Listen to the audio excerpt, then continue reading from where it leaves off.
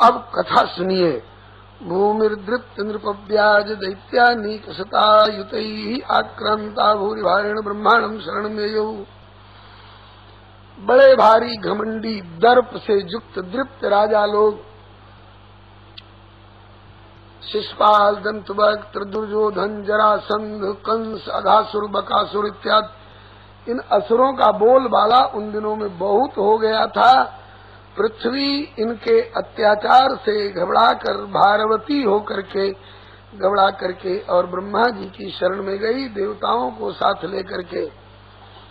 ब्रह्मा जी ने कहा कि मेरा भी कुछ वश नहीं। तब त्रिलोचन शंकर भगवान को साथ लेकर सब क्षीर समुद्र के किनारे गए। बिल्कुल वैसा ही वर्णन यहाँ पर है। सुर मुनि गंधर्वा मिलकर सरवा गए विरंच के लोका, संग गोतनुधारी भूमि विचारी परम विकल भय शोका। ब्रह्मा सब जाना मन अनुमाना मोरो कछु न बसाई, जाकर ते दासी सोई अविनाशी हमारे उत्तोर सहाई। तो ये सब लोग मिलकर के ब्रह्मा तदुधार जात सहदेव ही तया सह जगाम सत्रिनयन हीरम क्षीर पयो निधे। क्षीर सागर के किनारे जाकर के तत्र गत्वा जगन्नाथम देवदेवम वृषाकपिम पुरुषम पुरुष सुक्तेन उपतस्थे समाहितः।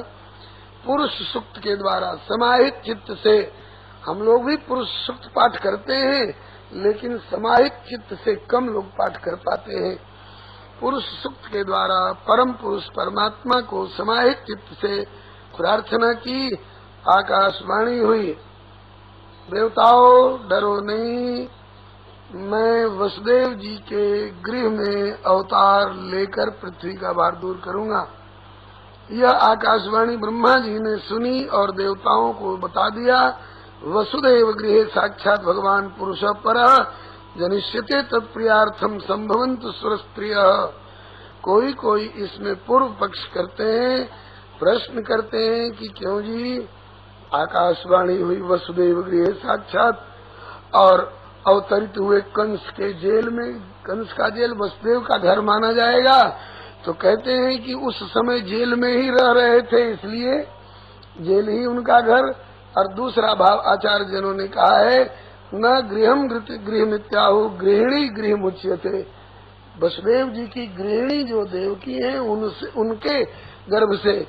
ये कौन है? बोले कि वसुदेव जी के घर से। तो वसुदेव जी की घरनी जो देवकी है उनके गर्भ से भगवान का अवतार होगा। देवताओं को ब्रह्मा जी ने आज्ञा की कि भगवान आ रहे हैं तो तुम लोग स्वर्ग में अप्सराओं के नाच देखने में लगे रहो, अच्छा नहीं लगेगा। तुम लोग भी यदुवंशियों के रूप में जहाँ तहाँ आकर के अवतार लो, ब्रजमंडल में और ये मथुरा मंडल में अवतार लो। अवतार ले करके और प्रभु की लीला में सहयोग करो और उनकी लीला का सौख्य प्राप्त करो। तो वे देवी देवता लोग भी आए के यदुवंशियों के रूप में अवतरित हुए। इधर श्री वसुदेव जी, जिनका एक नाम आनक दुंदुभी भी है, क्योंकि इनके जन्म के समय में देवताओं ने आकाश में नगाड़े दुंदुभी बजाए थे, इसलिए आनक दुंदुभी कहलाते हैं।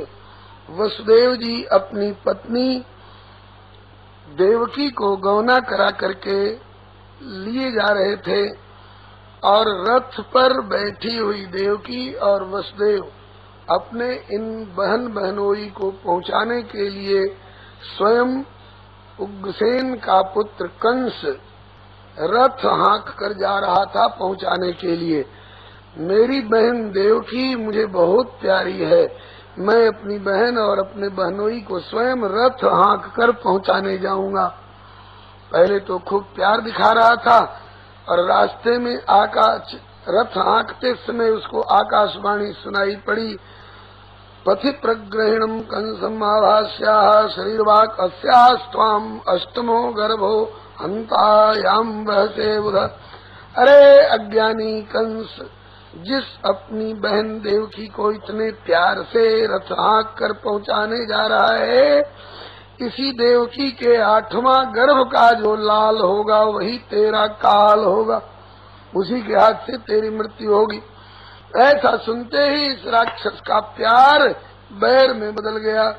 तलवार खींच लिया, देवकी की चोटी पकड़ी, चाहा कि मारे खच इसकी गर्दन। वसुदेव जी ने हाथ पकड़ लिया, ठहरो, आपका जन्म पवित्र भोज के वंश में हुआ है और इस प्रकार से स्त्री जाति पर हाथ उठाने में शर्म आनी चाहिए।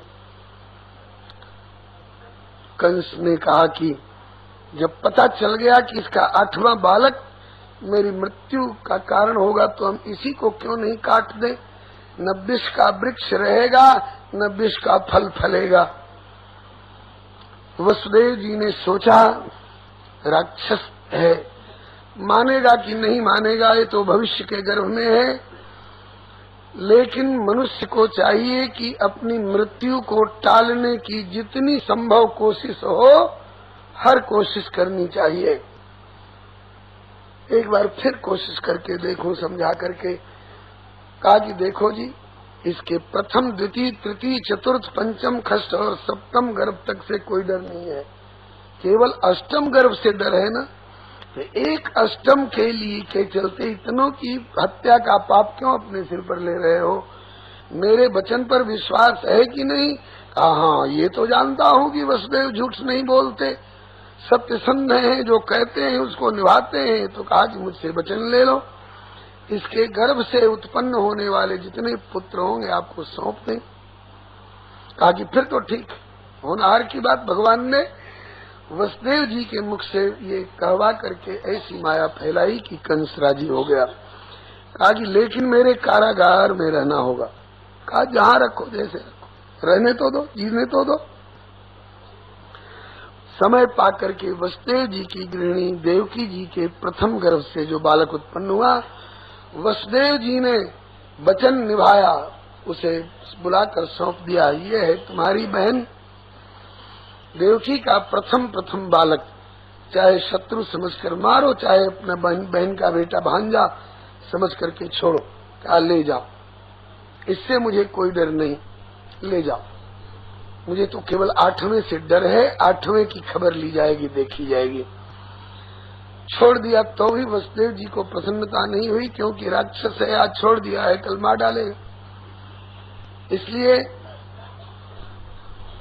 प्रसन्नता नहीं हुई। और वही हुआ कि छोड़े हुए बच्चे को भी कंस ने दोबारा मंगवा करके पटक के मार डाला। क्यों? नारद जी ने सिखा दिया। नारद जी ने कहा कि राजन ये तुमने क्या कर दिया, क्यों छोड़ दिया इसको? कहा कि गुरुजी इससे तो कोई डर नहीं, हमको तो 8वें से डर है, इसलिए 8वें को मारूंगा, इसको क्या मारना। नारद जी ने कहा कि इतने बड़े राजनीतिज्ञ होकर इतने जोर जोर से बोल रहे हो, सारे तुम्हारे देवता लोग जो शत्रु हैं कान लगाए हुए सुन रहे हैं। अगर देवताओं को पता चल जाए कि केवल 8वें को मारेगा तो हो सकता है कि 8वें गर्भ में आने वाले तुम्हारे शत्रु को दूसरे तीसरे चौथे पांचवें छठवें सातवें गर्भ में भेज दे, और क्या पता कहीं पहले ही गर्भ में उसको भेज रखा हो तुम्हारा मनोरथ जानकर।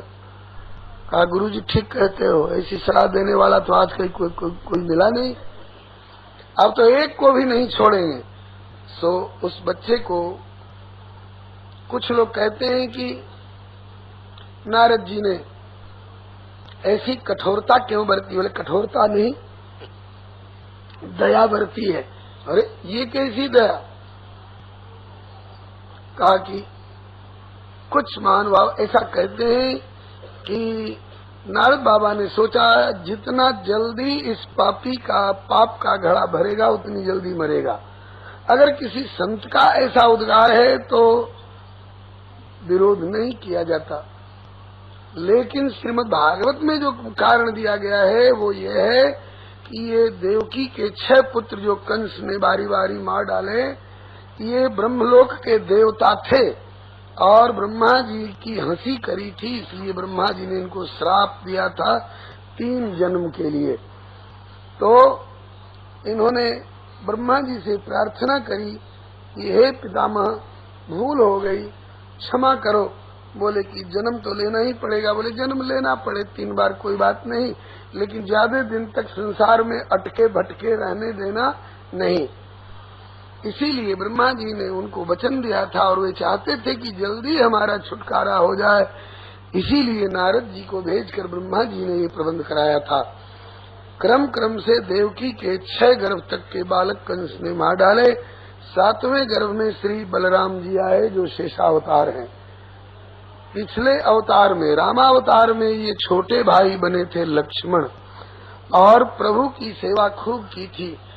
प्रभु ने सोचा कि ये यथा माम प्रपद्यन्ते ताम तथैव भजाम्यहम्, इन्होंने पिछले अवतार में छोटा भाई बनकर मेरी सेवा की, तो इस अवतार में इनको बड़ा भाई बनाऊंगा। मैं छोटा भाई बनकर अब इनकी सेवा करूंगा। एक संत कहते कि लक्ष्मण जी के भी मन में थी कि इस बार मैं बड़ा भाई बनूं। क्यों? तो विष्णु सहस्त्र नाम 2 तरह का है। एक तो महाभारत वाला विष्णु सहस्त्र नाम और एक पद्म पुराण वाला विष्णु सहस्त्र नाम। तो पद्म पुराण वाले विष्णु सहस्त्र नाम, इन दोनों विष्णु सहस्त्र नामों को गीता प्रेस ने प्रकाशित किया है। तो जो पद्म पुराण वाला विष्णु सहस्त्र नाम में है, उसमें भगवान का एक नाम यह भी आया है, भक्ति खेदाच्युताग्रज। यही मूल शब्द है, भक्ति खेदाच्युताग्रज। इसका अर्थ और व्याख्या करते समय आचार्य जन बतलाते हैं, लक्ष्मण जी को खेद था इस बात का कि रामावतार में मेरी रुचि के खिलाफ कई जगह इन्होंने मनमानी की। जब कैकेयी ने भरत को राज्य और इनके लिए वनवास मांगा तो मेरी इच्छा नहीं थी जो ये वनवास में जाए। मैंने कहा भी कि कैकेयी कौन होती है, आप ज्येष्ठ श्रेष्ठ हैं, राजगद्दी आपकी है, कैकेयी कौन होती है छीनने वाली, आप बैठिए राजगद्दी पर। कैकेयी नंदन और कैकेयी के पति दशरथ, कोई भी आपके इस राजगद्दी में बाधा देंगे उनको देख लूंगा। तो बोले कि भैया धर्म बड़ा धन धाम नहीं, कम खा के रहो गम खा के रहो, धर्म का पालन करो और करने दो। चुप लगा गया। दूसरी बार जब मैंने कहा कि क्या ये विभीषण के कहने से समुद्र के सामने हाथ जोड़ रहे हैं, रास्ता दो रास्ता दो, अरे सोखी सिंधु करिए मन रोसा, तो मेरे मना करने पर भी 3 दिन तक उपवास कर बैठे। और तीसरी बार का की तो इनकी मनमानी आज तक मेरे हृदय में सालती है, चुभती है। अग्नि से परीक्षा हो चुकी थी माता जानकी की, तो भी इन्होंने एक धोबी के कहने से गर्भावस्था में और वाल्मीकि जी के आश्रम में निर्वासित कर दिया। मैं गम खा के रह गया, कुछ नहीं बोल पाया। लेकिन अब कृष्णावतार में मैं बड़ा भाई बनूंगा, देखता हूँ इस तरह की मनमानी ये कैसे करते हैं। इसलिए भक्ति खेदाच्युताग्रज हो करके ये इस बार बड़े भाई के रूप में प्रकट होने वाले हैं। और राम सदा सेवक रुचि राखी, प्रभु ने भी समर्थन दिया। और माता देवकी के 7वें गर्भ में शेषावतार श्री बलराम जी आए। प्रभु ने अपनी लीला रचाने वाली योग माया शक्ति को, जो अघटन घटना पटीयसी कहलाती हैं, इनको संकेत दिया कि ये शेष हैं और शेष कटता नहीं है। गणित शास्त्र में भी गुणा भाग करके देखिए तो शेष वही होता है जो कटता नहीं है। ये शेष हैं, इनको कंस के द्वारा पटका जाना और दिवंगत होना नहीं है। इसलिए इनको सही सलामत माता देवकी के 7वें गर्भ में से निकालो हे योग माया, और ले जाकर श्री वसुदेव जी की दूसरी पत्नी रोहिणी जी के गर्भ में प्रतिष्ठित करो, जो गोकुल में नंद जी के भवन में सुरक्षित हैं। श्री हरे नमः। बीच द्रौपदी देवकी पर ज्यादा प्रतिबंध था, क्योंकि गर्भ तो इन्हीं को रहता था। वसुदेव जी यदा कदा छुट्टी लेकर के और बाहर आते जाते रहते थे, जिससे कि श्री रोहिणी जी इत्यादि और पत्नियों पर कोई लांछन वाली बात न हो। कुछ लोग कहते हैं कि वसुदेव जी जब लगातार जेल में ही रह गए तो इनकी दो गोकुल में रहने वाली पत्नी रोहिणी गर्भवती कैसे हुई। तो इसके लिए संत जन कहते हैं कि वसुदेव जी समय समय पर जदा कदा छुट्टी में निकाल दिए जाते थे। अस्तु, आइए श्री देवकी माता के 7वें गर्भ से निकाल कर शेषावतार बलराम जी को माता रोहिणी के प्रथम गर्भ में ले जाकर योग माया ने प्रतिष्ठित कर दिया। कोई कहे कि क्यों जी, एक माँ के पेट से निकाल कर दूसरे माँ के उदर में प्रतिष्ठित किया हुआ गर्भ सुरक्षित रह सकता है सही सलामत? आज की सर्जरी बता रही है, एक की पुतली निकाल कर दूसरे की आंख में लगा दी जाती है, एक की किडनी निकाल कर दूसरे के किडनी की जगह पर लगा दी जाती है, सही काम करती है।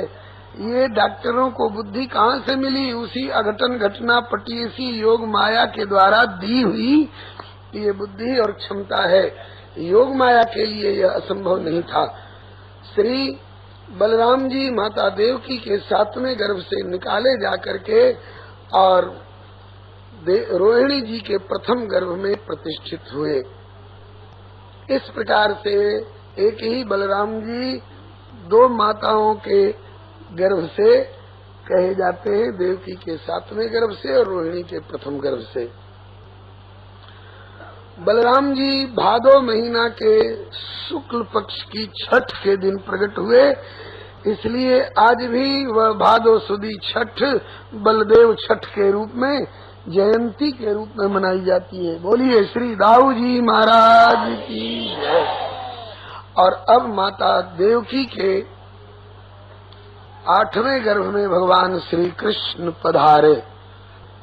बोलो श्री दाऊ जी महाराज की जय, श्री रोहिणी मैया की जय, श्री रोहिणी नंदन की जय, श्री संकर्षण भगवान की जय, श्री बलराम जी महाराज की जय।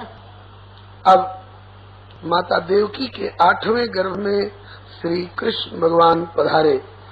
श्री रामावतार एवं श्री कृष्णावतार दोनों का समानांतर दिग्दर्शन कराते हुए संत जन कहते हैं, श्री रामावतार सूर्य वंश में हुआ।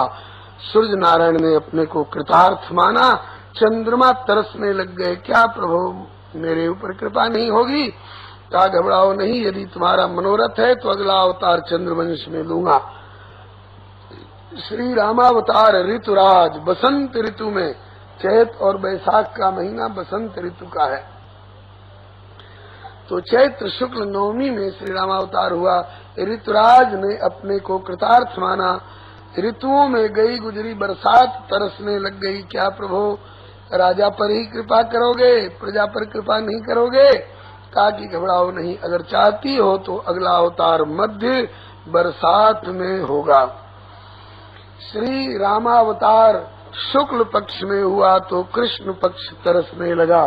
प्रभु ने कहा अगला अवतार अब कृष्ण पक्ष में होगा। श्री रामावतार 12 बजे दिन में हुआ तो रात्रि देवी तरसने लग गई। प्रभु ने कहा कि घबराओ नहीं, अगला अवतार 12 बजे रात्रि में होगा। सबको कृतार्थ करना है, जो प्रभु को चाहे वह किसी भी वर्ग का हो, सबको प्रभु कृतार्थ करने को तैयार बैठे हैं। श्री रामावतार 12 बजे दिन में हुआ, कृष्णावतार श्री कृष्णावतार 12 बजे रात में हुआ। इसका एक भाव तो आपने सुना ही, रात्रि की कृतार्थता। एक और भाव श्रीमद् भागवत के पूज्य मनीषी विद्वद्वरेण्य संत प्रवर श्री डोंगरे जी महाराज एक और रसमय भाव की अभिव्यक्ति करते थे। श्री हरे नमः। रस पक्ष की बात कहते थे, कहते थे कि रामावतार 12 बजे दिन में क्यों हुआ? बोले इसलिए कि इस अवतार में प्रभु को ऐसे ऐसे उजग्गर काम करने थे जो दिन दहाड़े किए जा सकते हैं। और श्री कृष्णावतार में 12 बजे रात में क्यों हुआ? इशारा से आप लोग समझ गए होंगे। बोलो वृंदावन बिहारी लाल श्री हरे नमः। ये रस पक्ष से अपना भाव व्यक्त किया करते थे। श्री हरे नमः।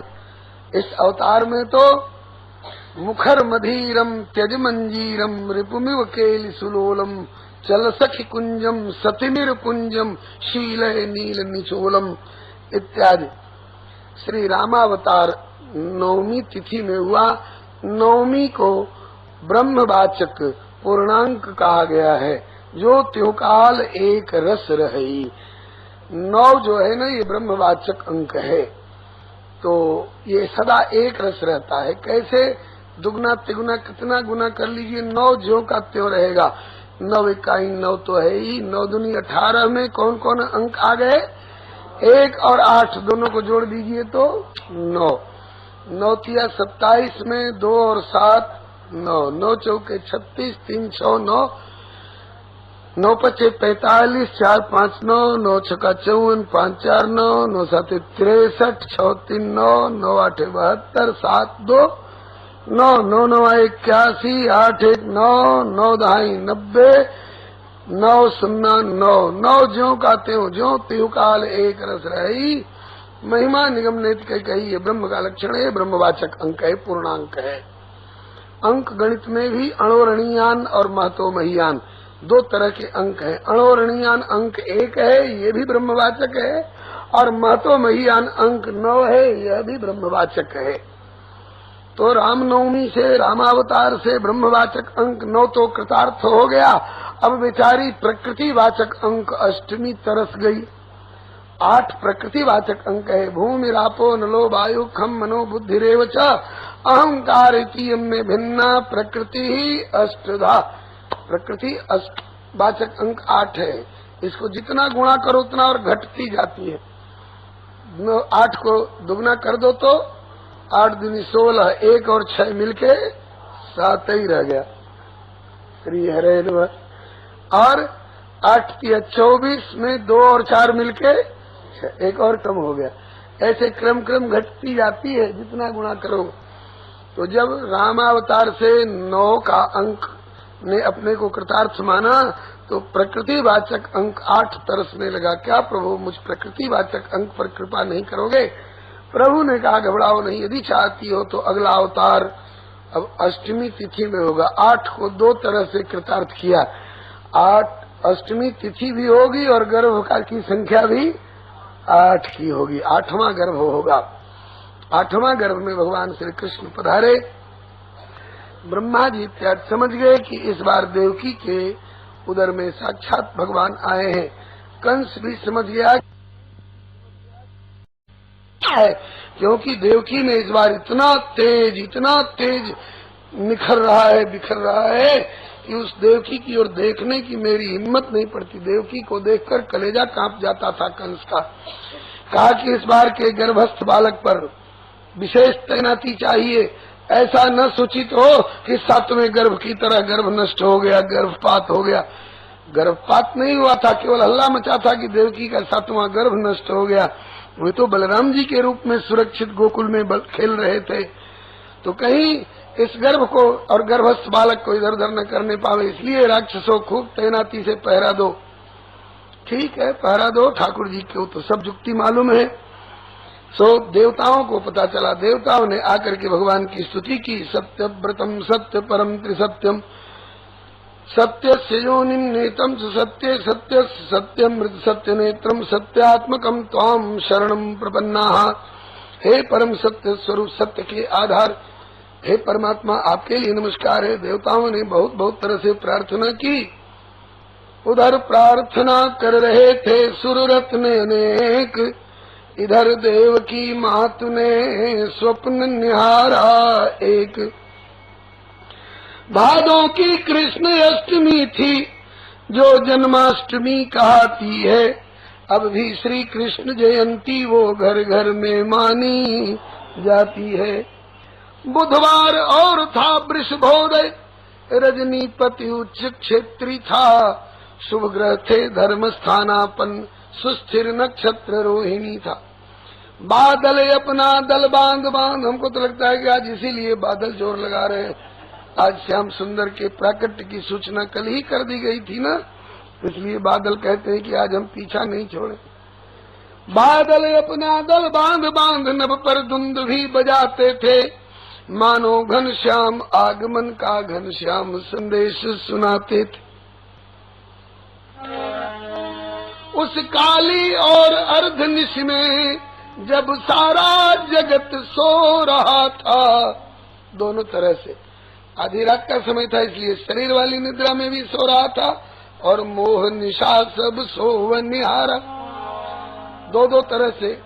उस काली और अर्धनिश में जब सारा जगत सो रहा था, तब जग को जागृत करने को जगपति अवतरित हो रहा था। कुछ जगती थी और कुछ सोती थी वह मात, देखा उसने कि रात्रि में होने लगा प्रभात। एक नील तेज से भर गया, एक नील तेज से भर गया पृथ्वी और आकाश, सूरज चंद्र को लज्जित कर एक आया दिव्य प्रकाश। ये अर्धनिद्रित तंद्रावस्था में माता देवकी को एक स्वप्नगत अनुभूति सी हो रही है। नीचे था लाल रक्त सागर जिसमें सब सृष्टि धस रही थी। ये क्या था? कंस इत्यादि असुरों के अत्याचार से रक्त रंजिता पृथ्वी। कहा कि नीचे था लाल रक्त सागर जिसमें सब सृष्टि धस रही थी, ऊपर आकाश के पर्दे में छोटी सी मूर्ति हंस रही थी। पृथ्वी पर शोर हुआ मानो सारी दुनिया डकराती है, नभ पर ये सुना मधुर मोहन मुरली की ताने आती। इतने में उस मूर्ति ने बढ़ा दिया आकार, वह बढ़ती थी और हो रहा था छोटा संसार। बढ़ते बढ़ते वह भव्य मूर्ति इतनी विस्तीर्ण अपार हुई कि सारा संसार उसी में था, वही सारा संसार हुई। फिर नहीं समझ में कुछ आया क्यों कर वह दृश्य नवीन हुआ, वह मूर्ति विश्व में लीन हुई या विश्व मूर्ति में लीन हुआ। इसके आगे देवकी रह न सकी अब मौन, फिर कुछ गदगद गिरा से पूछ उठी तुम कौन, तुम कौन। बड़ों के सामने परिचय, बड़ों के साथ परिचय देने वाले कोई और रहते हैं, लेकिन आज प्रभु अकेले आए हैं। माँ पूछ रही है तुम कौन। क्या खुद मैं कहूँ कौन हूँ मैं? हाँ कह दूंगा, कहना होगा, क्योंकि आज्ञाकारी बनकर आया तो आज्ञा में रहना होगा। माँ मैं वही हूँ। कौन? मैं वही हूँ, बाकी रह जाता मैं तू का झगड़ा जहाँ नहीं, जहाँ पहुंचकर तू मैं का झगड़ा खत्म हो जाता है। मैं वही हूँ, बाकी रह जाता मैं तू का झगड़ा जहाँ नहीं। मैं यहाँ नहीं, मैं वहाँ नहीं, मैं कहीं नहीं, मैं कहाँ नहीं। मैं हूँ अर्श पर, मैं हूँ फर्श पर, कोई खास मेरा मकान नहीं। मैं जहाँ में हूँ तो जहान है, और मैं जहाँ नहीं तो ये जहां नहीं। अब तक माधुर्य ऐश्वर्यमय परिचय दिया, मैया घबराई, अब माधुर्यमय परिचय देने लग गए। मैं क्या हूँ अब बतलाता हूँ, मैं आप बांसुरी वाला हूँ। मैं क्या हूँ अब बतलाता हूँ, मैं आप बांसुरी वाला हूँ। इस चंद्र वंश का पूर्ण चंद्र और ब्रजमंडल का ग्वाला हूँ। इस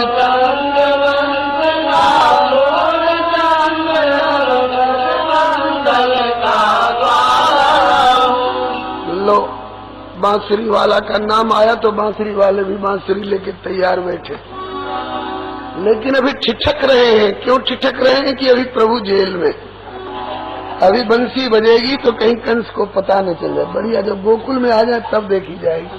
बोलो वृंदावन बिहारी लाल। अंतिम परिचय जो दिया बड़ा करुण परिचय है। माँ जो आंखें बात जोहती थी, मैं उन नैनों का तारा हूँ जो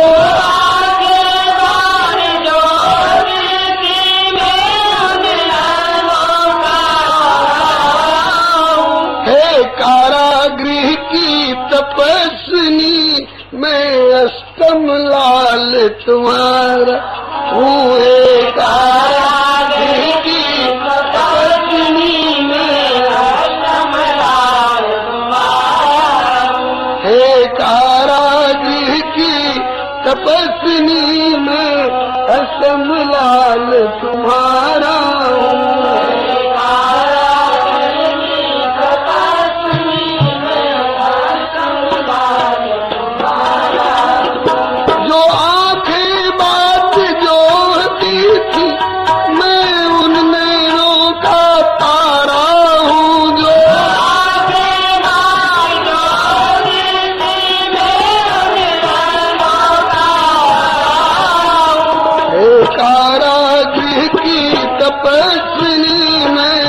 अष्टम लाल तुम्हारा हूँ।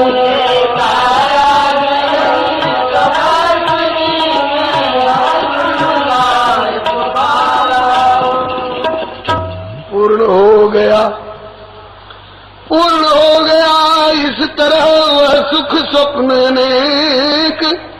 फिर आंख खुली तो सामने बाल चतुर्भुज एक। बोलो श्री चतुर्भुज भगवान की। अभी छिपा के रखियो। बोलो वृंदावन बिहारी लाल की।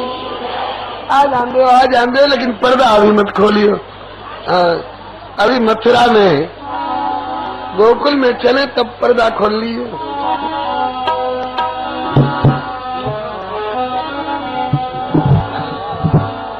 बोलो श्री वृंदावन बिहारी लाल की जय। पूर्ण हो गया इस तरह वह सुख स्वप्न अनेक। अरे यहाँ विराजमान कराओ, यहाँ विराजमान। आओ प्यारे, अभी पर्दे में रहियो। हाँ, बोलो वृंदावन बिहारी लाल की। अपने तो पर्दे में भयो सो भयो मुंह में कर दियो पर्दे में। वृंदावन बिहारी लाल की। बढ़िया है, पर्दे की ओट में कन्हैया और कन्हैया की ओट में अपन।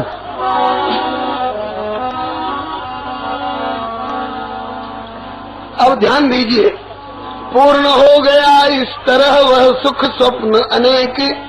फिर आंख खुली तो सामने बाल चतुर्भुज एक। माता देवकी की आंख खुली तो सन्मुख में एक चतुर्भुज बालक दिखाई पड़ा। बहुत प्रसन्नता हुई माता देवकी को तब, और आश्चर्य भी हुआ। तम अद्भुतम बालकम मुझे क्षणम। श्री वृंदावन बिहारी लाल की जय। अरे अब आप ही लोग बोलने लगोगे तो फिर कंस को पता चल जाएगा।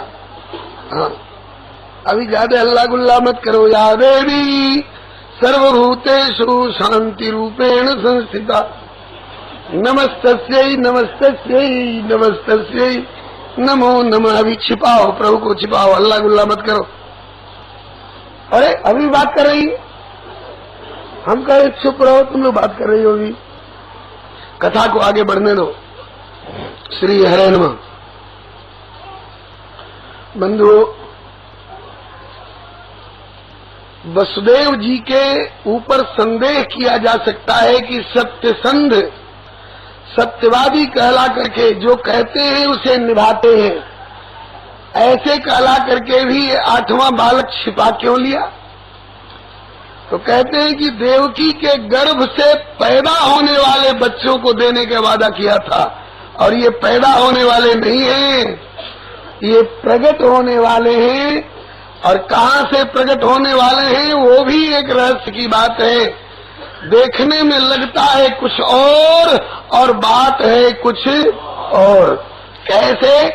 बहुत बढ़िया उदाहरण देकर के श्री सुखदेव जी ने स्पष्टीकरण किया है। कहाँ से प्रकट हुए, कहाँ से प्रकट होते हुए दिखाई पड़े? बोले कि देवक्याम देवरूपिण्याम विष्णु सर्वगुहाशय, ये विष्णु है। विष्णु मने विश्वव्याप्त धातु से विष्णु शब्द की निष्पत्ति विद्वज्जन बताते हैं। विष्णु उसको कहते हैं जो विश्व के अणु परमाणु में परिव्याप्त हो। ये तो सब जगह रहने वाले हैं। और कैसे हैं बोले सर्वगुहाशय, सर्व के सबके अंतःकरण रूपी गुफा में अंतर्जामी रूप से छिपे रहने वाले हैं। ये तो कहीं से प्रकट हो जा सकते हैं।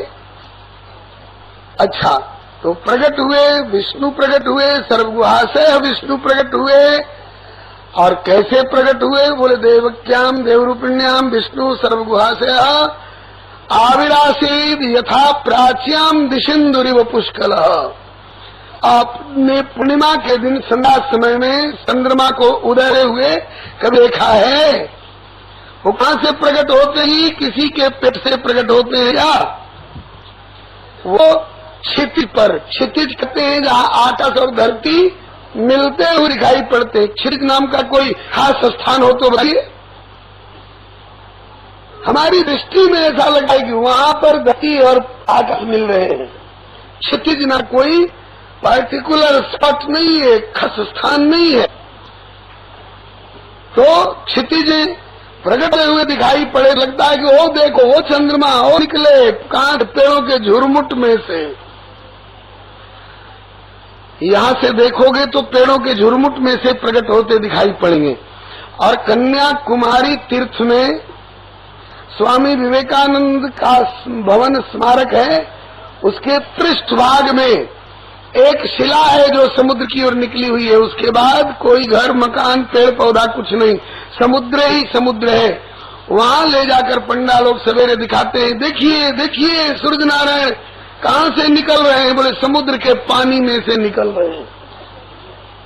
और शाम को दिखाते हैं, देखिए देखिए सूर्य कहां डूब रहे हैं बोले समुद्र के पानी में डूब रहे हैं। देखने में ऐसा जरूर लगता है कि समुद्र के पानी में से निकलते हैं और समुद्र के पानी में डूबते हैं, लेकिन ईमानदारी से बताओ सूर्य और चंद्रमा की ऊंचाई को ये समुद्र का पानी छू सकता है? समुद्र के पानी से बहुत ऊपर है। ऊपर ऊपर ये प्रकट हुए, लेकिन लगा कि समुद्र के पानी में से प्रकट हुए, लगा कि पेड़ों के झुरमुट में से प्रकट हुए। उसी तरह से लगा कि देवक्याम देवरूपिण्याम विष्णु सर्वगुहाशय, लेकिन ये विष्णु है सर्वगुहाशय है, इसलिए कहीं से प्रकट हो जा सकते हैं। अच्छा, और जन्मे हुए बालकों को सौंपने का वादा था। ये जन्मे हुए नहीं है, ये जन्म नहीं लेते हैं, ये प्रकट होते हैं और अंतर्धान होते हैं। ईमानदारी से बताइए तो प्रहलाद जी के रक्षा के लिए हिरण्यकशिपु में से, हिरण्यकशिपु के खंभा में से प्रभु जन्मे कि प्रकट हुए जी? इसको जन्म तो नहीं कहा जाएगा। और हिरण्यकशिपु को संहार करके प्रहलाद की रक्षा करके अंतर्धान हो गए कि अंतर्धान हुए। अच्छा, सूर्योदय के समय में सूर्य नारायण समुद्र में से जन्म लेते हैं कि वो भी समुद्र में से नहीं, वायु तो आकाश से प्रकट होते, आकाश में गमन करते हैं। इसी तरह से ये प्रकट हुए हैं, इसलिए इनको सौंपना कोई जरूरी नहीं था। इसलिए वसुदेव जी की सत्यवादिता में कोई अंतर मत मानना। आओ, और अगर थोड़ा झूठ भी माना जाएगा तो सत्य व्रतम सत्य परम त्रिसत्यम ने जो आदेश किया है उसका पालन जो है वो असत्य नहीं हो सकता है। प्रभु सत्यता प्रमाणित रखते हुए सब काम करते कराते हैं। खास करके वसुदेव जी जैसे सत्यसंध महापुरुषों के श्रीमुख से बलिहारी प्रकट हुए। श्री देवकी जी ने चतुर्भुज बालक का दर्शन किया। अद्भुत बालक कहा, अत्यमद्भुतम बालक मम मुझे क्षण चतुर्भुजम शंख गदायुधम श्रीवत्स लक्ष्मण गलशोभिकौस्तुभम पीताम्बरम सांद्र पयोध सौभगम। अद्भुत बालक क्यों कहा? इसलिए कि और बालक 2 हाथ वाले प्रकट होते हैं और ये 4 हाथ वाला प्रकट हुआ है। और बालक नंगे प्रकट होते हैं और ये पीताम्बर वनमाला किरीट मुकुट कुंडल इत्यादि ओढ़ पहन के प्रकट हुआ है। और बच्चों का हाथ खाली रहता है, मुट्ठी यूं बंधी रहती है, खाली मुट्ठी, और ये शंख चक्र गदा पद्म इत्यादि लेकर प्रकट हुए, इसलिए अद्भुतम बालकम कहा। और इसके बाद श्री देवकी जी ने वसुदेव जी को संबोधन किया। श्री सूरदास जी ने पद गाया है सूर सागर में, हरि मुख देखिए वसुदेव। वसुदेव जी की आंख खुली, वसुदेव जी ने दर्शन किया, स्तुति करने लगे। विदितोऽसि भवान साक्षात पुरुष प्रकृते पर केवलानुभवानंद स्वरूप सर्वबुद्धि दृक् अग जग नाथ अनादि अज सत्य सनातन देव सुर मुनि बंदित चरण में नमन करत वसुदेव। नमन करत वसुदेव कौन अस सुकृत हमारो कि दृग गोचर भयो आए चराचर जग रखवारो। ब्रह्मादिक सनकादि नहीं जानत जाको भेव तिन चरणन में प्रगटे अब नमन करत वसुदेव। इसके बाद देवकी जी ने भी स्तुति करी। रूपम यत्त प्राहुरव्यक्त माध्यम ब्रह्म ज्योति निर्गुणम निर्विकारम सत्ता मात्रम निर्विशेषम निरीहम सत्वम साक्षात विष्णुरध्यात्म दीप मर्त्यो मृत्यु व्याल भीत पलायन लोकान सर्वान निर्भयम नाद्य गच्छत त्वत्पादाब्जम प्राप्य दृक्षयाद्य स्वस्थस्येते मृत्युरस्मादपैति। अर्थात भ्रमत भ्रमत जग जाल में भयो जीव बेहाल रहत नित्य भयभीत पड़ी काल व्याल के गाल। काल व्याल के गाल भुवन 14 में भटक्यो कहाँ कहाँ नहीं जाए सुरक्षा हित सिर पटक्यो। किंतु कोई देवी देवता इसे कर नहीं सके निहाल। लेकिन जब पहुँचो प्रभु पद पद्म में तो अभय भयो तत्काल। प्रभु भ्रमत भ्रमत बहु जुग बीते 184 की फेरी में कर्मानुसार भव कारागार गत पड़े हथकड़ी बेड़ी में। पापी इंद्र संसात्यारे कंस ने अतिशय अत्याचार किए यातना विविध विविधई हमारे 6 बालक संहार किए। पर अब तो ऐसा लगता है सब दूर हमारे पाप हुए मेरे जन्म जन्म के पुण्य जगे जो प्रभु लोचन गोचर आप हुए। इसके बाद प्रभु ने इनको इनके पूर्व जन्म का परिचय देते हुए बताया। त्वमेव पूर्व सर्गे भू कृष्ण स्वयंभुवे सती तदायम सतपा नाम प्रजापति कलमश। बताए कि आप दोनों पूर्व जन्म में पृष्णी और सतपा नाम के प्रजापति दंपति थे। ब्रह्मा जी की आज्ञा से आपने तपस्या करके मेरी आराधना करी। मैं वर देने आया। मैंने पूछा आपको क्या चाहिए? आपने कहा कि पुत्र चाहिए। मैंने पूछा कैसा पुत्र चाहिए? आप दोनों ने कहा कि आप जैसा पुत्र चाहिए। क्योंकि मेरे समान दूसरा कोई नहीं इसलिए मुझे कहना पड़ा कि आप सरिस खोजो कह जाई नृपतो तने होभ में आई। निज समान खोजू कहा क्योंकि मौसम और न कोई याते मई भारत रहे प्रगटू तब सुत होए। प्रथम बार भयो कृष्ण गर्भ और दूजे वामन रूप तीजे अब की प्रगट भयो धरि के कृष्ण स्वरूप। अब ही चतुर्भुज रूप तरी धरि हो बालक दे तुरक देहु पहुँचाए मोहि नंद जसोदा गे।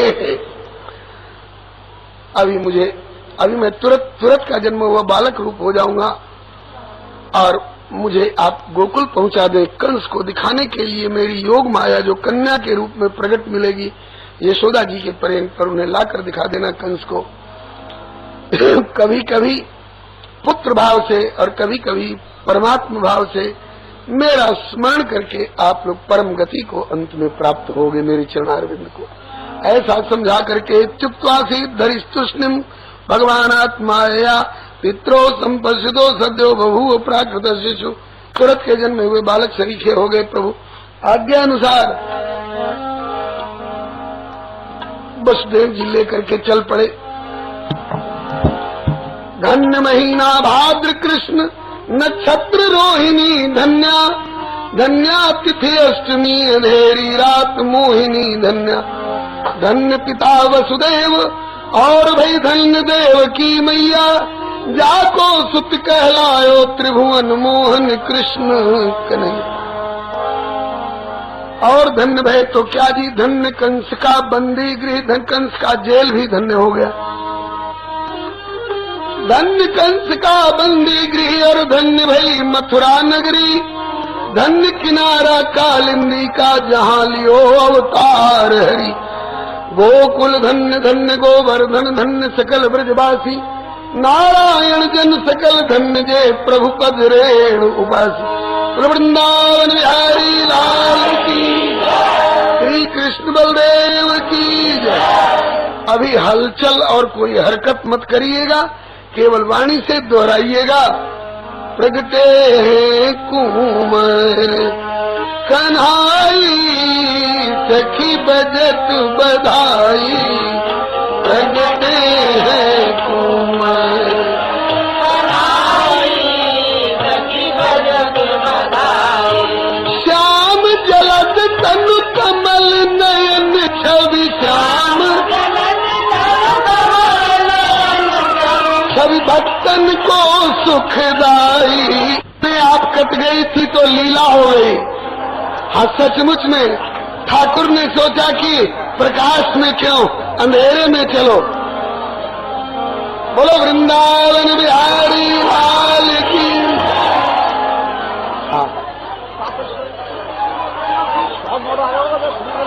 यही बैठ जाओ, अल्लाह गुल्ला मत करो, सब काम अभी चुपके चुपके होने दो। हाँ, जब गोकुल में चलेंगे तो खूब नाचा कूदी करियो। हाँ, अब आप लोग किनारे हो जाइए, बैठ जाओ, एकदम एकदम चुप बैठ जाओ, केवल वसुदेव जी को हरकत करने दो। कंस कारागार सुख उपजो अपार, कंस कारागार सुख उपजो अपार। हरि को निहार वसुदेव देव की, हरि को निहार वसुदेव देव की। हर्ष पुत्र जन्म को विषाद कंस भय मानी, हर्ष पुत्र जन्म को सोच जुक्तिहारी मति वसुदेव की, सोच जुक्तिहारी मति वसुदेव। ताली मत बजाओ, केवल वाणी से सेवा करो, नहीं तो कंस को खबर पड़ जाएगी। सोच जुक्तिहारी मति वसुदेव की, सोच सोच जुक्तिहारी मति वसुदेव की। कंस के न हाथ पर कौन बैठो और जहाँ, कंस के न हाथ पर राखू लाल छुपाई, सखी बजत बधाई जय।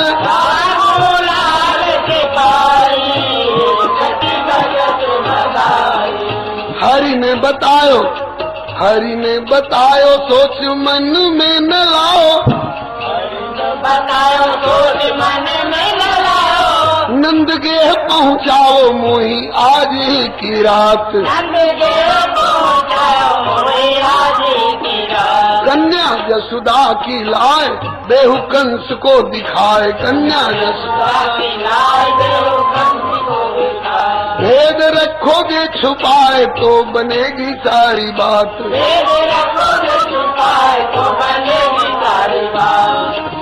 मानव वचन प्रमाण इसी में, मानव वचन प्रमाण इसी में है सब भांति भलाई, सखी बजट बधाई है।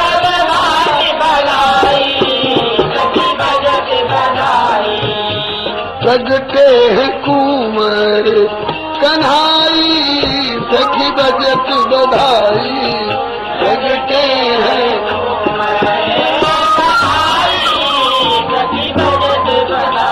चले लाल को संभाल वसुदेव तत्काल, चले लाल को संभाल वसुदेव तत्काल, चले लाल को संभाल वसुदेव तत्काल, चले लाल को संभाल वसुदेव तत्काल। खुले सारे बंधन जाल भय आनंद विभोर, खुल गए बंदगी के द्वार, सो गए सारे पहरेदार, खुल गए बंदगी के द्वार, सो गए सारे पहरेदार।